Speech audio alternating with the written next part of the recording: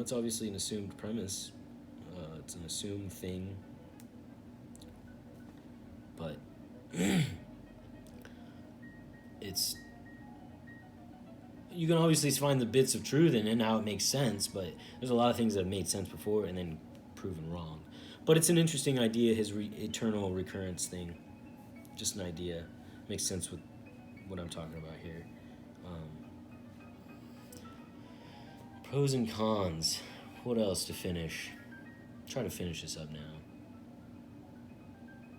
That's a little bit, I could probably write a book about all of this, pros and cons, because it's endless pros.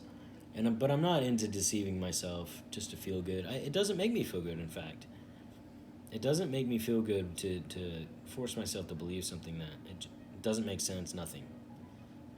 And if I were to force myself to believe that and be like everyone else, I'd be miserable. I would be absolutely miserable. And that would hurt me. So I can't do that. And a lot of people can't either. And I hope... I wrote a thing the other day on openness, and true openness really can be a painful thing. And your enemies will play a huge part in that. You're not going to like what they say, and sometimes it's going to be the truest thing you've ever heard in your life. You're going to be your own enemy sometimes. You're going to be like, well, that just couldn't even possibly be true. Because I looked at this, and it's like, yeah, but did you look at every possible variable in that? Could you have looked at every variable? No.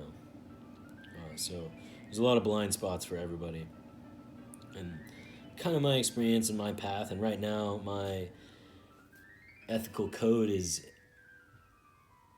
what I see religion as, just putting terms to how to live most advantageously. And that being individual,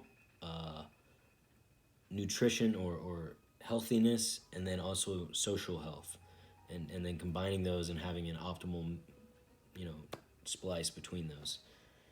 If you're not taking care of yourself, you're not going to help anybody else. You're obviously just going to die earlier. You're not going to be adaptable. You're not going to survive. And we're all about surviving, as we talked about before. If you're hurting your social relationships, we're always better in pairs or in multiplicity or in groups, right? We're always stronger because we have people providing for each other. If someone's failing, someone else can help. And then when that person's failing, that person can help. That's why we got air conditioning, all these inventions, and the computer, and typing, and writing, and books, and stuff, because people working together. So working together is obviously important. And religious puts terms to this, like, do unto others as you would have them do unto you. And a plethora of religions have done that. It's not a new thing.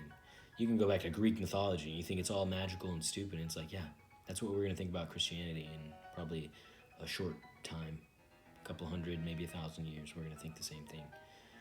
Just like we do with the whole Greek thing, or what's another religion, Stoicism, stuff like that. Kind of an old idea.